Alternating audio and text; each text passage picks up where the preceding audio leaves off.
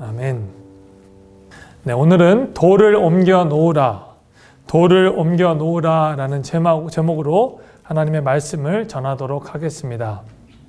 네, 오늘 말씀 너무나도 유명한 말씀이지요. 예수님께서 죽은 나사로를 다시 살리신 내용입니다. 우리가 교회 학교 아이들이랑 함께 부르는 찬양이 있어요.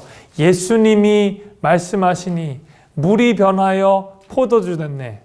그 다음에 2절 찬양은 이렇게 됩니다. 예수님이 말씀하시니 죽은 나사로가 살아났다네. 이 찬양의 가사를 항상 생각합니다. 우리 아이들도 아마 잘 알 겁니다. 예수님의 말씀이 얼마나 능력이 있는지, 그 말씀하시면 거친 파도도 잠잠해지고 또 물이 변하여 포도주가 되고 오늘 말씀처럼 죽은 나사로가 살아나는 기적이 있을 줄 믿습니다. 오늘 말씀을 통해 그런 기대하는 마음으로 여러분 삶 가운데 예수님의 말씀이 역사하심으로 말미암아 죽은 나사로가 살아나는 기적이, 여러분의 삶이 죽었던 영혼이 살아나는 기적이 이 말씀을 통해 일어나기를 간절히 축원합니다. 요한복음에는 예수님의 자기 정체성을 나타내는 말씀이 약 7가지가 나옵니다. 우리 헬라어로는 에고 에이미라고 해서 나는 누구시다 라고 하는 것이 약 7번 정도로 나옵니다. 첫 번째로는 예수님이 이렇게 말씀하십니다. 나는 생명의 떡이다. 그리고 두 번째로 나는 세상의 빛이다. 그리고 세 번째로 나는 양의 문이다. 그리고 네 번째로 나는 선한 목자다. 그리고 나는 부활이요 생명이다. 그리고 나는 길이요 진리요 생명이다. 그리고 마지막으로 나는 참 포도나무다 라고 예수님께서 7번씩이나 자기 자신을 정체성을 말씀하시는 것입니다. 오늘 말씀은 5번째로 예수님이 말씀하셨던 나는 부활이요 생명이다 라는 그 말씀 주변에 있는 나사로의 이야기, 나사로를 살리신 이야기를 통해 우리가 어떤 소망을 가지고 살아갈 것인가, 부활이요 생명이 되신 예수님을 내 마음 가운데 어떻게 모시고 살아갈까 알아보는 시간이 되기를 바랍니다. 여러분, 나사로는 어떤 사람이었습니까? 성경에 나사로라고 하는 이름하는 사람이 2번 등장합니다. 그 사람은 동일한 사람인지 다른 사람인지 우리가 알 수는 없습니다. 첫 번째, 오늘 본문에 마르다와 마리아의 오라비라고 하는 나사로가 등장하지요. 두 번째로는 천국에 올라간 거지 나사로라고 하죠. 거지 나사로, 아브라함과 함께 이야기했던 그 거지 나사로가 있습니다. 오늘은 첫 번째 나온 그 마리아와 마르다의 오라비 나사로에 대해서 우리가 알아보려고 합니다. 이 2명의 나사로는 동일한 스펠링, 철자를 갖고 있습니다. 그 뜻은 히브리어로 엘리자르라고 하는데 그 말의 뜻은 하나님은 나의 도움, 하나님은 나를 도우시는 자라는 뜻을 갖고 있습니다. 나사로를 하나님이 도우셨지요. 오늘 나사로에게 하나님이 살아나라고 도우셨고 또 천국에 올라가는 나사로에게 하나님께서 천국으로 갈 수 있도록 도와주셨지요. 나사로는 하나님은 나의 도움이라는 뜻을 가지고 있습니다. 오늘 본문에서 나오는 그 나사로는 마리아와 마르다의 동생인지 오빠인지 확실히 알 수 없습니다. 사실 한국어 번역으로는 오라버니라기 때문에 오빠라고 할 수 있지만 헬라어 번역은 아델포스라고 해서 남자 형제를 뜻합니다. 보통 성경이 장자의 순서대로 그 이름을 기록하고 있는 것을 볼 때 나사로는 첫째가 아닌 오히려 막내일 수도 있습니다. 오늘 말씀 11장 5절에서는 이렇게 기록됐기 때문이지요. 예수님께서는 마르다와 그 동생과 나사로를 사랑하셨다라고 표현했습니다. 마르다와 그 동생 마리아 그리고 나사로를 사랑하셨다라고 표현했습니다. 나사로가 첫째인지 막내인지 모르지만 분명한 사실은 마르다 마리아와 함께 형제 자매 지간이었다는 것입니다.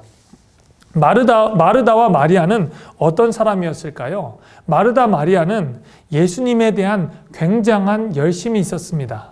그 오빠와 더불어 그들은 예수님에 대한 열심과 사랑이 있었어요. 그런데 그 사랑에 대한 표현은 조금 달랐습니다.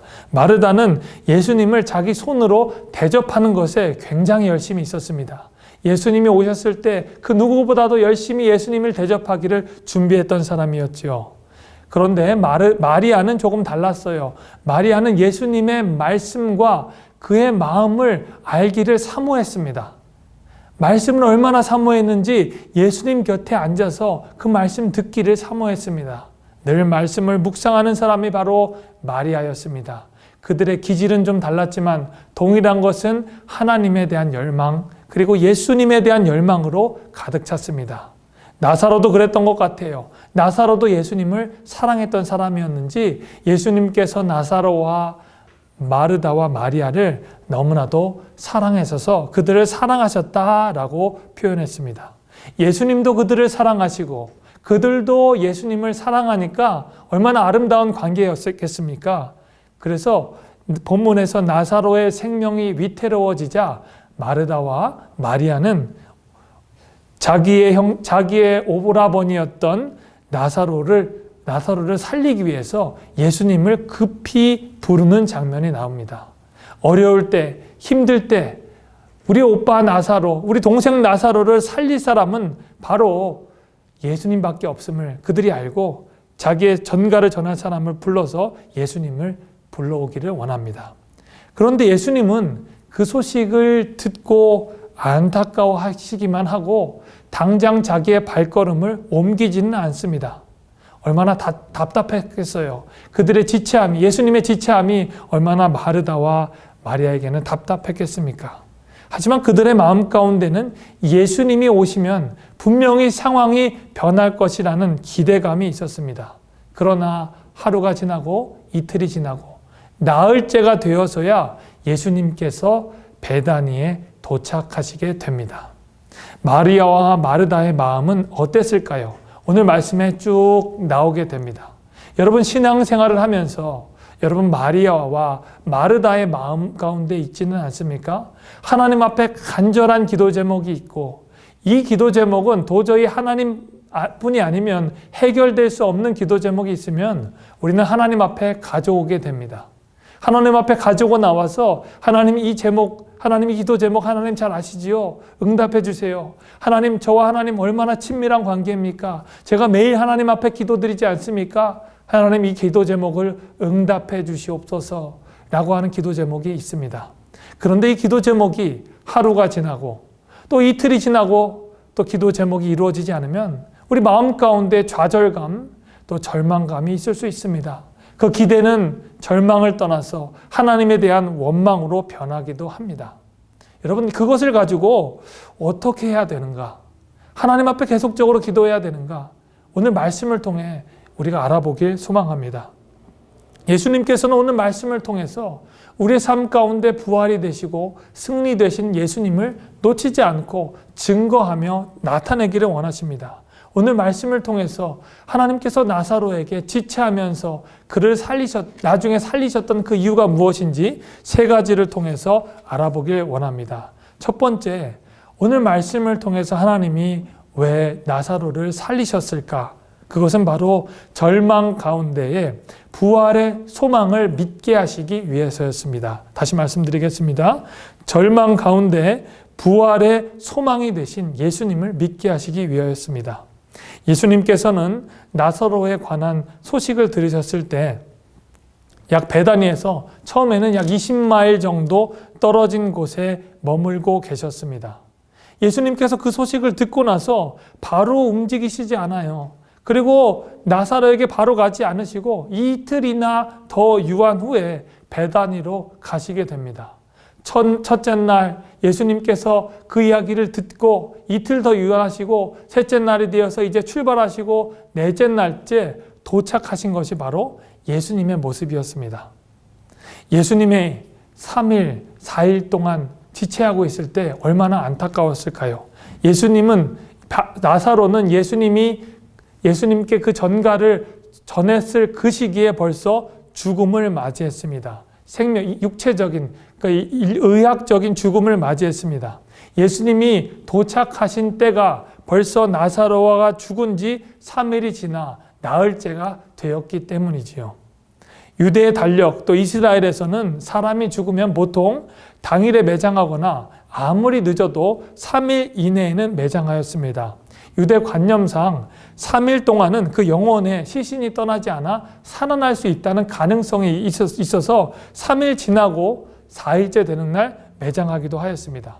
그러니까 나사로가 죽은 지 4일이 되었다는 것은 의학적으로 또 그리고 이스라엘 백성들이 사람들이 기대하는 그런 사람이 육체적으로 혹시나 다시 살아날 수 있다는 그 기대감이 완전히 사라진 시점이었습니다. 세상의 소망과 그리고 사람의 육신의 소망이 완전히 사라진 시점이 바로 넷째 날이 됐다는 것입니다. 한마디로 나사로가 살아날 기대는 주변의 친구들도 없어지고 또 자기의 누이 동생이었던 또 자기의 누이였던 마르다와 마리아도 기대할 수 없었던 확률이 제로였던 게임이었던 것입니다. 살아날 가능성이 없는 곳, 너무나도 늦었던 그곳에서 바로 예수님이 도착하셨습니다.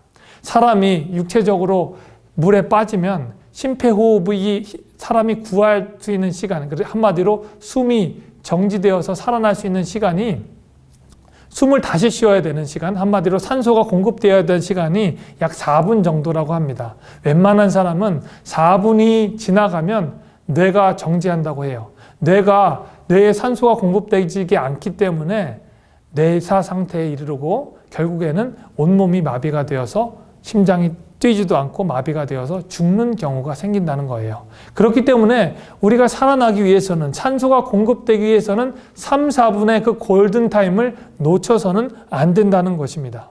예수님께서 그곳에 오셔야 하는 시간, 그 골든타임은 바로 3일 안짝이었습니다. 그런데 예수님은 그 골든타임을 놓치고 마셨어요. 그런데 사람들이 볼 때 그리고 마르다와 마리아가 볼 때는 예수님이 빨리 오셨을 수도 있는데 늑장을 부리셔서 그곳에 오지 않으셨어요. 예수님 어떻게 그러실 수가 있어요? 예수님 빨리 오셔야지요. 저랑 예수님이 어떤 관계인데요? 예수님이 그러실 수가 있어요? 예수님은 빨리 오셔서 우리에게 일을 처리해 주셨어야죠. 한다름에 빨리 오셨어야죠. 원망하고 탄식할 수가 있었을 것입니다. 예수님이 점점 느려지시고 오시는 시간이 늦어지시고 그리고 나흘째가 됐을 때 그들 가운데는 절망밖에 남지 않았습니다. 그들 가운데는 원망밖에 남지 않았어요. 이제 더 이상 확률은 존재하지가 않습니다. 내 사랑하는 오라버니 나사로가 살아갈 수 있는 확률은 0%가 되었습니다. 이 절망 가운데 확률이 0% 가운데 예수님께서 찾아오셨습니다. 예수님께서는 또 이렇게 말씀하세요. 내 오라비가 살아날 거라고. 오라비가 살아날 수 있을까요? 사람들은 절망 가운데 확신하지 못합니다. 마르다는 나중에 이렇게 말하지요. 아니 예수님 죽은 지가 나흘이 되었어요. 벌써 시체 가운데 냄새가 납니다. 사람이 썩어가고 있어요. 어떻게 살아날 수가 있겠어요? 나는 예수님의 능력을 믿지만 이것은 불가능한 일이에요. 아마 마르다가 마음속으로 그렇게 생각했을 것입니다. 그러나 무슨 일이 일어났습니까? 나사로는 완전한 죽음에서 살아났습니다. 죽었지요. 죽은 이후에 부패했어요. 그런데 그 부패한 나사로를 예수님께서 살려내셨습니다. 여러분 이것을 우리가 적용해 봅시다. 예수님을 믿는 자는 죽음에서 생명으로 옮기셨습니다. 예수님께서 살아날 것이다. 살아나라 말씀으로 명령하니까 살아났습니다. 에스겔 골짜기에서 하나님께서 에스겔에게 보여준 환상이 있지 않습니까? 마른 뼈들에게 예수님께서 하나님께서 생기를 불어 넣어 주시니까 마른 뼈가 살아나는 기적이 일어나듯이 죽어가고 썩어가고 문드러지는 그 육체 가운데에 예수님께서 하나님의 말씀을 부어 넣어 주시니까 그 시체가 힘을 얻고 살아나게 된 줄로 믿습니다. 여러분 그리스도인의 삶의 정체성이 바로 이것입니다. 우리는 죽음에서 사망에서 살아났습니다. 우리 영혼이 죄 때문에 얼마나 부패했습니까? 냄새가 납니다. 정말 냄새가 진동합니다. 하지만 하나님께서 하나님의 아들 예수님을 보내주시면 말미암아 우리 안에 예수 그리스도의 생명이 생겼습니다. 여러분 이거 믿으십니까? 바로 예수님의 사랑하는 나사로를 죄와 사망에서 살려주시고 그리고 이끌어주심으로 말미암아 죄 가운데 있는 모든 백성들을 살려주신 그 예수님, 죄와 사망 가운데서 구원과 부활이 되신 예수님을 증거하시려고 예수님께서 일부러 예수님의 계획 가운데 늦게 오셔서 절망 가운데의 소망이 되신 예수님을 보여주셨습니다. 이것은 예수님이 부활의 증표가 되신 것을 예표하시는 것이지요. 예수님 자신이 부활해서 부활하시고 그리고 모든 자들에게 부활의 소망을 선포하신 것이 바로 나사로를 살아나게 하셨던 것입니다. 여러분 절망 가운데 계십니까? 소망이 없습니까? 여러분 하나님을 기대하시길 바랍니다. 여러분 가운데 소망이 되신 예수님을 여러분 기대하시기 바랍니다. 예배 가운데 오셨을 때 기대감이 없으셨습니까? 또 소망이 없으셨습니까? 코로나로 인해서 예배 태도도 무너지고 더 이상 내 삶에 소망은 없어. 나는 더 이상 일어날 수가 없어. 재기할 수가 없어. 라고 좌절하고 계시지는 않습니까? 여러분 잘 생각해 보십시오. 우리 가운데 소망이 되신 예수님을 마음 가운데 품을 때 우리는 절망 가운데 빠질 수가 없는 것입니다. 우리는 부활의 소망이 되신 예수님을 가지고 예수님을 믿음으로 말미암아 사망의 자리에서 썩어짐의 자리에서 생명의 자리로 솟아나는 것입니다. 여러분 그것을 믿기를 바랍니다. 우리 두 번째로 우리가 어떻게 이 말씀을 적용할 수 있을까? 오늘 말씀은 바로 우리가 지금 이 시간에 영원히 살아날 것을 우리의 영혼이 살아날 것을 기대해야 된다라고 말씀하고 있습니다. 17절에 이렇게 말씀합니다. 예수께서 나와 보시니 나사로가 무덤에 있는지 이미 나흘이 되었습니다. 여러분 아까 말씀하셨죠? 절망적인 상황이 되었어요. 절망적인 상황이 되어서 도저히 이제 기대할 수 없는 그 상황이 되었는데 마르다는 더 나아가서 이렇게 말합니다. 예수님이 여기 계셨더라면 내 오라버니가 죽지 않았을 것 같아요. 라고 말하는 거예요. 마르다의 신앙은 어땠냐면 조건절의 신앙이었어요. 예수님이 만약에 이곳에 계셨더라면 이 상황이 달라졌을 것입니다. 라고 하는 것이 바로 마르다의 신앙의 상태였습니다. 그리고 그녀는 또 이렇게 말합니다. 주님, 그렇습니다. 그녀는 이런 고백까지도 해요. 주님은 그리스도십니다. 세상에서 오시는 하나님의 아들인 줄을 내가 믿습니다. 그녀의 고백은 베드로가 했던 고백과 동일하지요. 주님께서 메시아임을 저는 알아요. 그리고 주님께서 살아계신 하나님의 아들인 줄은 제가 믿습니다. 하는 고백적인 신앙을 갖고 있었어요. 그리고 나서 그녀가 했던 고백은 무엇이냐? 이렇게 고백합니다. 그녀는 하나님, 제가 주님이 믿어요. 예수님께서 이렇게 말씀하시지요. 나는 부활이요 생명이다. 나를 믿는 자는 죽어도 살겠고 그리고 무릇 살아서 나를 믿는 자는 영원히 죽지 아니하리니 이것을 내가 믿느냐? 라고 예수님께서 다시 한번 말씀해 주실 때 마르다는 이렇게 말씀합니다. 주님, 제가 믿습니다. 믿지요. 주님께서는 그리스도시요 세상에 오시는 하나님의 아들인 줄을 제가 믿습니다. 그런데 이 말을 믿을 때 이 말은 살아계신 하나님 그리고 생명이신 주님께서 이제 부활이요 생명인 주님이 지금 오시는 것이 아니라 마지막 부활 때에 다시 살아나는 것을 믿는다라고 말하는 것이었습니다. 부활 때에 살아나는 것은 바로 지금 믿는 것이 아니에요. 예수님께서 나중에 돌아가시고 나서 이제 우리 가운데 오셔서 그때 부활의 주가 되셨을 때 내가 그것을 믿습니다. 라는 그 고백이었습니다. 그 고백은 바로 현재형의 고백이 아닌 미래에 예수님께서 오실 것을 나는 믿고 그 후에 영원한 생명을 내가 누릴 것을 믿는다라는 고백이었습니다. 이것은 제한적인 믿음이었어요. 그리고 조건적인 믿음이었어요. 예수님께서 만약에 우리 오라버지를 살렸으면 좋겠으면 우리 오라버니가 살아났겠지요. 그리고 예수님께서 나중에 오시면 우리가 부활하겠지요 라는 하는 믿음이 바로 그의 믿음이었습니다. 부활 때에 살아나는 믿음. 그 믿음은 조건적인 믿음이고 그리고 제한적인 믿음인 것입니다. 우리는 이 믿음에서 벗어나서 현재형인 믿음을 살아야 하는 것입니다. 바로 예수님께서는 나는 부활이요 생명이다 라고 하는 말씀은 예수님의 미래적인 믿음이 아니라 우리 자신이 바로 부활이요 생명이신 예수님을 지금 이 시간에 소유해야 된다고 말씀하시는 겁니다. 그래서 26절에 이렇게 말씀하시는 거지요. 무릇 살아서 나를 믿는 자는 영원히 죽지 아니한다. 이것을 내가 믿느냐? 라고 예수님이 질문하시는 겁니다. 살아서도 영원한 생명을 얻을 수 있다라고 말씀하시는 겁니다. 죽어서 예수님을 믿는 것, 죽을 때 예수님을 믿는 것이 아니라 살아서 영원한 생명을 우리가 누릴 수 있어야 한다. 예수님이 말씀하시고 지금 내가 나사로를 살릴 수 있다라고 말씀하시는 겁니다. 갈라디아에서 2장 20절에 이렇게 고백하지 않습니까? 사도 바울이 이렇게 고백합니다. 내가 그리스도와 함께 십자가에 못 박혔나니 그런즉 이제는 내가 사는 것이 아니요 오직 내 안에 그리스도께서 사시는 것이라.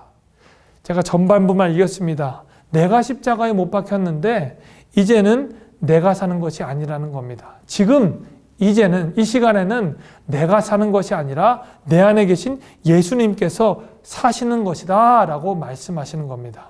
여러분 지금 이 시간에 부활하신 예수님께서 여러분 안에 살아계신 줄 믿습니다. 이게 바로 영원한 생명의 말씀인 것입니다. 예수님께서는 이것을 증거하시려고 나사로가 다시 살아나는 사건을 말씀하시는 것입니다. 마르다와 같은 저와 여러분들의 삶 가운데서 예수님이 찾아오셔서 나는 지금 부활의 생명을 너희에게 주었다. 저와 여러분들에게 주었다라고 말씀하시는 것입니다. 그렇기 때문에 부활의 생명을 소유하신 저와 여러분들은 지금 이 시간에 이제는 내가 사는 것이 아니오 내 안에 예수 그리스도께서 사십니다 라고 고백을 할 수 있어야 하는 것입니다.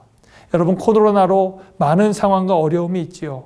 지금 이 시간에 우리가 어떻게 하나님 앞에 정직한 예배를 드리는가? 예수님은 지금 우리를 주목하고 계십니다. 코로나로 인해서 믿음의 영적 양극화가 일어난다고 합니다. 믿음이 있는 분들은 코로나로 인해서 예수님을 더 찾을 수 있는 기회를 얻었다고 합니다. 미디어가 폭발적으로 확대되어서 많은 설교 말씀을 들을 수가 있어요. 우리가 마음만 먹으면 귀한 간증들, 말씀들을 많이 들을 수가 있습니다. 믿음을 들은 분들은 계속 듣기 때문에 계속적으로 유튜브가 알아서 잘 인도를 해서 좋은 말씀들을 이렇게 제공을 합니다. 그런데 믿음에서 떠난 분들은 점점 떠나서 하나님 앞에 올 수 있는 매개체가 사라지고 맙니다. 하나님께서 너무나도 안타까워하십니다. 이 코로나를 통해서 하나님이 우리의 믿음을 테스트하시는 것 같아요. 정말 믿음 안에 있는가? 우리 안에 예수 그리스도가 있는가? 내 안에 영원한 생명을 지금 소유하고 있는가? 여러분 자신을 점검해 보십시오. 마귀의 지배 가운데 우리가 속해 있습니까? 그것을 우리가 뚫어야 합니다.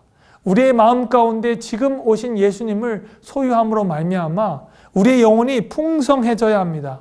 우리는 영적인 양극화 시대 가운데에서 영적으로 처지는 것이 아니라 더욱더 하나님을 붙들며 말미암아 매일 날마다 하나님의 말씀으로 거룩해져야 합니다. 우리 교회가 2020년, 2019년, 2021년을 보내면서 영적으로 오히려 이 코로나 시대 가운데 하나님의 말씀을 더욱더 많이 배울 수 있는 기회를 갖게 됨에 감사했습니다. 매일 성경 말씀을 저희가 제공을 받고 또 토요 새벽 기도회와 또 수요 예배 그리고 주일 예배 더 나아가 성도의 교제 시간 가운데 우리가 풍성하게 하나님의 말씀을 들을 기회를 제공받았습니다. 여러분 지금이 바로 하나님의 말씀을 들을 때인 줄 믿습니다. 사도 바울은 이렇게 고백하지요. 지금이 바로 하나님의 말씀을 만날 만할 때예요. 지금이 바로 주님을 찾을 때임을 고백하며 지금 이 시간에 부활에 되신 예수님, 영생을 소유하며 기쁨으로 살아가는 저 여러분들이 되기를 간절히 바랍니다. 마지막으로 나사로의 사건을 예수님께서 왜 일으켰었을까요? 그것은 바로 예수님께서 우리에게 영적인 자유함을 기대하기 위해서였습니다. 다시 말씀하겠습니다. 영적인 자유가 있음을 우리로 깨닫게 하시기 위해서 예수님이 나사로 사건을 일으켜 주셨습니다. 마지막 절에 44절에 이렇게 고백하죠. 이렇게 말합니다. 죽은 자가 수족을 베고 동인채로 나오는데 그 얼굴은 수건에 쌓였더라. 예수께서 이르시되 풀어놓아 다니게 하라 하시니라. 43절은 이렇게 말씀하시죠. 이 말씀을 하시고 큰 소리로 나사로야 나오라 부르시니 이 기적이 일어났던 것입니다. 예수님께서는 간단합니다. 예수님께서 이렇게 말씀하셨어요. 나사로야 나오라. 영어로는 이렇게 되죠. Lazarus come out. 너무나도 간단해요. 구구절절 설명할 거 없어요. 그들에게 말씀할 필요 없어요. 나사로에게 설득할 것도 없습니다. 단 한마디만 하면 됩니다. 나사로야 나오라. 예수님의 말씀은 살아있고 능력이 있는 말씀입니다. 죽은 자를 살아 일으킬 수 있는 말씀입니다. 죽은 자가 살아나서 어떤 일이 있습니까? 그가 자유합니다. 죽은 송장이 걸어 나오면 여러분 얼마나 무섭습니까? 공포 영화 같은 데서 이런 거 많이 나오잖아요. 사람을 잘 이렇게 묻었는데 갑자기 무덤 문을 열고 나오는 거 보이잖아요.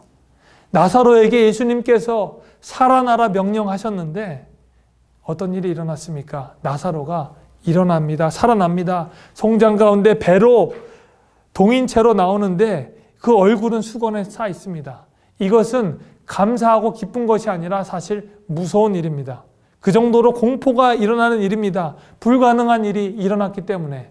그런데 예수님께서 이렇게 말씀하시지요. 풀어놓아 다니게 하라. 예수님께서 원하시는 것은 그거였어요. 풀어놓아 다니게 하기 위해서였습니다. 나사로를 똥꽁 싸매운 그 뱃속에서 풀어놓아 다니게 할 뿐만 아니라 참 진리 되시고 능력이 되시고 우리의 영혼을 살아나게 하실 예수님, 그 말씀을 믿는 자에게 영원한 생명을 주시고 더 이상 죄와 사망에서 묶여있고 또 감금당해 있는 저와 여러분들을 자유롭게 하기 위해서 이 말씀을 주신 것입니다. 진리를 알지니 진리가 너희를 자유케 하니라 예수님께서 말씀하지 않습니까? 우리는 바로 사망에서 생명으로 옮겨서 예수님 안에서 자유롭게 살아간 하나님의 자녀의 존재가 되었습니다. 로마서 8장 1절 2절에 이렇게 고백합니다. 그러므로 이제 그리스도 예수 안에 있는 자에게는 결코 정죄함이 없나니 이는 그리스도 예수 안에 있는 생명의 성령의 법이 죄와 사망의 법에서 너를 해방하였습니다. 이제 우리에게는 정죄함이 없고 예수님의 생명과 성령의 법이 우리를 죄와 사망의 법에서 해방시키고 자유롭게 하셨다 말씀하고 있는 것입니다. 여러분, 예수 안에 있는 사람들은 이런 자유함이 있습니다. 우리는 자유함 가운데 살아가야 합니다. 그리스도인 하나님의 자녀의 특권이 바로 이런 자유함 가운데에 생명력을 가지고 살아가야 하는 것입니다. 그런데 어쩐 영문인지 우리 가운데 자꾸만 자유가 없다라고 생각을 하게 됩니다. 그리고 늘 걱정과 근심으로 살아갑니다. 염려를 주님께 맡기라고 한 그 말씀을 잃어버리고 염려 가운데 사로잡혀 살아갑니다. 여러분, 이 진리의 말씀을 우리가 꼭 붙들고 살아갈 때 우리의 염려는 사라질 줄 믿습니다. 우리 가운데 자유함으로 기쁨으로 살아갈 줄로 믿습니다. 계속적으로 사탄 마귀가 우리들을 자꾸 올가매고 우리들의 마음을 조이고 또 근심하게 하고 걱정하게 할 때 여러분, 살아있는 하나님의 말씀을 의지하길 바랍니다. 부활이요 생명 되신 예수님의 말씀을 여러분 마음 가운데 새기면서 살아가시길 바랍니다. 예수님께서 영적인 자유함을 주실 것입니다. 예수님께서 우리들을 풀어놓아 다니게 할 것입니다. 하나님의 말씀을 믿고 승리하며 영혼의 자유를 깨닫게 할 것입니다.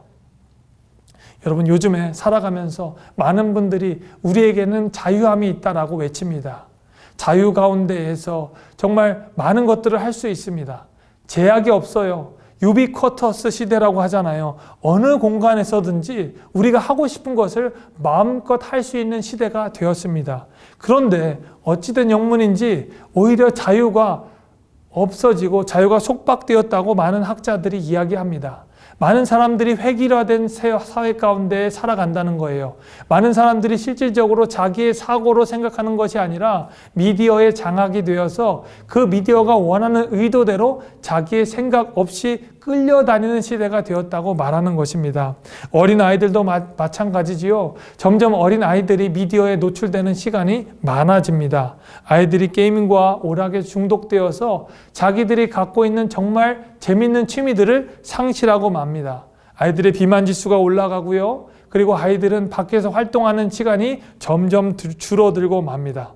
아이들이 자유함을 주려고 또 아이들에게 자유함을 주려고 부모님들이 핸드폰을 주었는데 아이들은 그 핸드폰에 갇혀서 더 이상 부모님들과 이야기하는 시간이 줄어들고 있습니다. 부모님과 이야기하는 시간은 줄어들고 그 폰 안에 갇혀 있는 것이 바로 지금 아이들의 상황인 것입니다. 그 안에 관계의 망이 좋으면 괜찮아요. 관계의 망에 갇혀서 아이들이 힘들어하고 어려워합니다.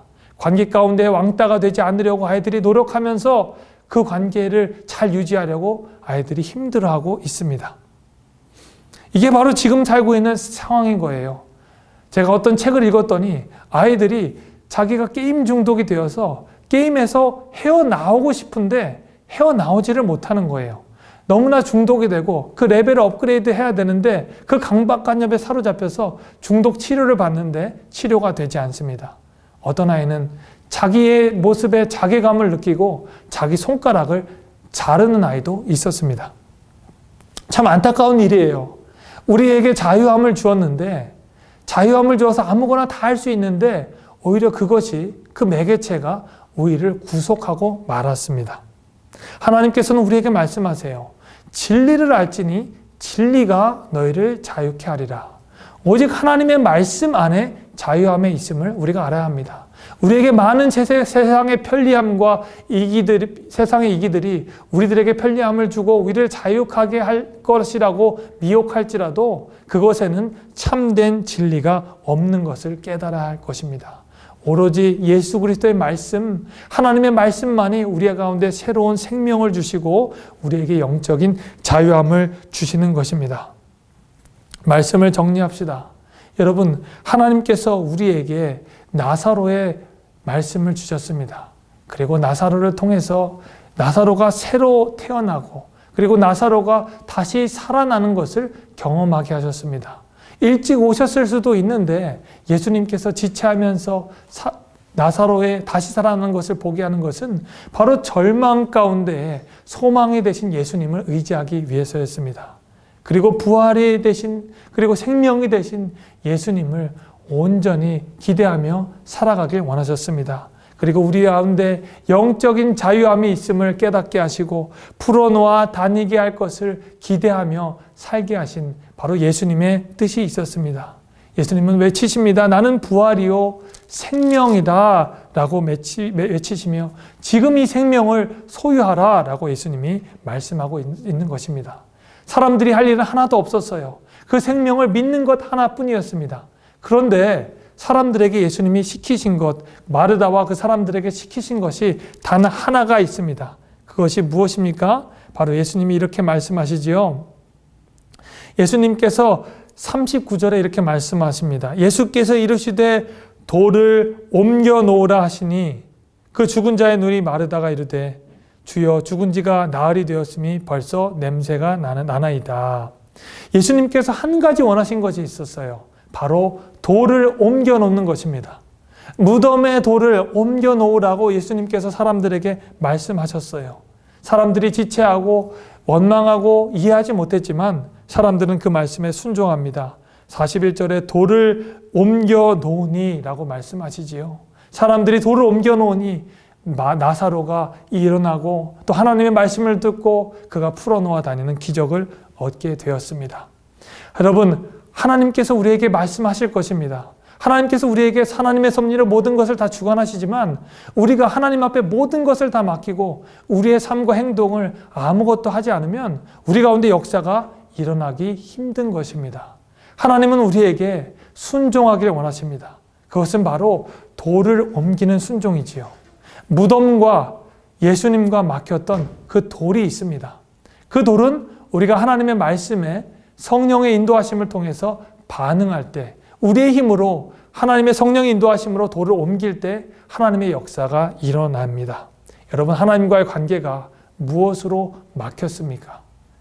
나사로와 예수님과 막혔던 그 돌이 여러분에게는 어떤 돌인지 한번 생각해 봅시다. 관계 가운데 막힌 돌이 하나님과 여러분의 관계를 막고 있습니까? 누구와의 불신의 돌 때문에, 교회에 대한 불신과 교회를 이해하지 못하는 것 때문에 하나님과 여러분의 관계를 막혀 있습니까? 그리고 무기력함으로 이 코로나 시대에 게으름으로 인해서 하나님과 여러분 간의 관계가 막혔습니까? 여러분, 하나님께서는 오늘 이 말씀을 통해 성령의 인도하심을 통해 여러분에게 관계의 돌, 그리고 불신의 돌, 또 무기력의 돌, 게으름의 돌, 그리고 중독의 돌을 밀어내기를 원하시는 것입니다. 여러분, 이 말씀에 순종하십시오. 하나님께서 여러분에게 밀어내기 원하시는 이 말씀에 반응하며, 저는 그 돌이 무엇인지 알지 모르지만 여러분은 분명히 아실 것입니다. 그 돌을 치워내서 하나님이 주시는 영적인 자유함으로 부활이요 생명이 되시는 예수님의 말씀을 믿으며 생명력 있는 신앙생활을 하는 저와 여러분들의 삶이 되기를 간절히 축원합니다. 우리 시간 기도하겠습니다. 하나님 아버지, 감사합니다. 부활이요 생명이 되신 예수님, 그 말씀을 믿고 살아가길 원하십니다. 주님께서 저와 하나님의 자녀들에게 원하시는 그 돌을 치우라, 그 돌을 하나님 오늘 치우기를 원합니다. 순종하며 그 돌을 치울 때 하나님과의 관계가 더욱더 형통해지고 우리 삶 가운데 부활이요 생명이 주신 주님을 의지하며 나아갈 수 있음을 믿습니다. 하나님, 순종하는 하나님의 자녀 다 될 수 있도록 은혜 내려 주시옵소서. 감사하며 예수님의 이름으로 기도하옵나이다. 아멘.